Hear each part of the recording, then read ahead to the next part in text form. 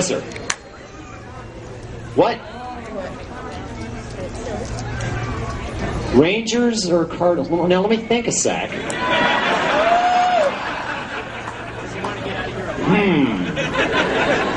I guess I'll go Rangers. Cardinals. It's a freaking bird. Come on. I see a hand sticking up over there with like no body attached to it. Oh, look, it's a short woman. Hi. The one multitasker I can't live without in my kitchen. Well, they're all multitaskers in my kitchen, except for the fire extinguisher. But of all of them, I guess I'd have a really tough time living without... No, I could live without all of them. I could live without any of it. I could cook with a stick. I don't know. I mean, I use a lot of stuff every day. I'm really addicted to my electric kettle. I use an electric kettle for all kinds of stuff, and I use a panini press all the time. I make all kinds of stuff in a panini press. It's like a splatter-free cooking engine, and I like it. So I squeeze all kinds of stuff in there. I like to squeeze things while I'm cooking them. Anyway, yes, you, sir.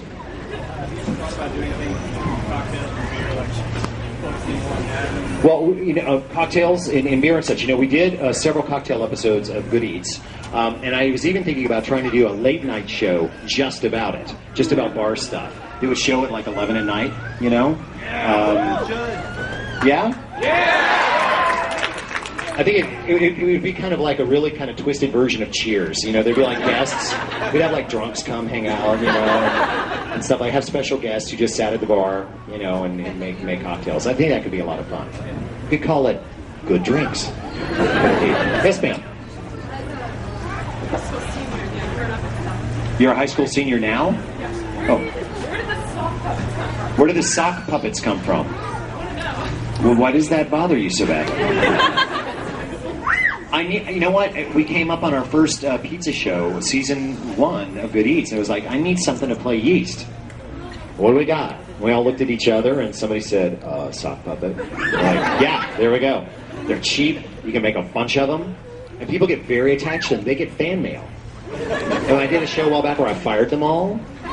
People were like, I can't believe you did that. What's going to happen to those yeasts? They're going to reproduce, you know, and die. Keep my hair short. I'm not sure I have a choice at this point. If it gets any longer, it just falls out. So, yes, ma'am. What's going to happen to the sock puppets? We got a whole like trunk full of them. We got a trunk full of they're laying there like eBay. We thought about selling off a bunch of the props for charity, but the first thing I have to do is convert my daughter's college fund to a non-for-profit. Then I can do that. Somebody actually offered me, we got this chicken, this paper-mache chicken on the show. What's that?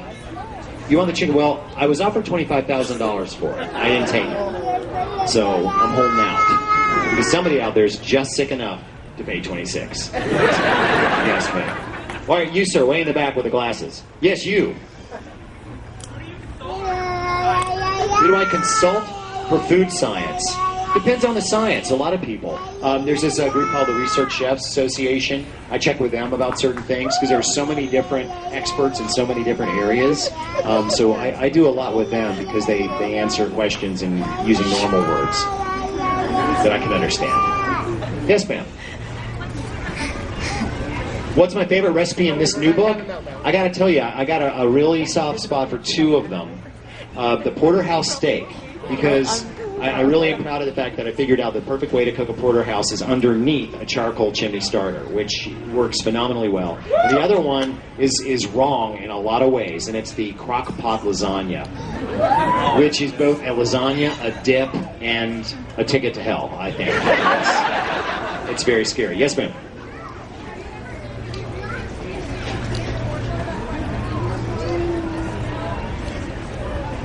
I have not done, I've done some research on smell and taste or chemical sense disorders because I'm really interested in why we taste the things we taste and how we taste and how we develop taste for things, especially when they're not very good, like scotch. Yeah, but I mean, people acquire this, but I've never thought about doing any specific work towards it because I need to go get a PhD first. Because it's extremely complicated and research is changing every day. I mean, we still don't really understand how taste buds work.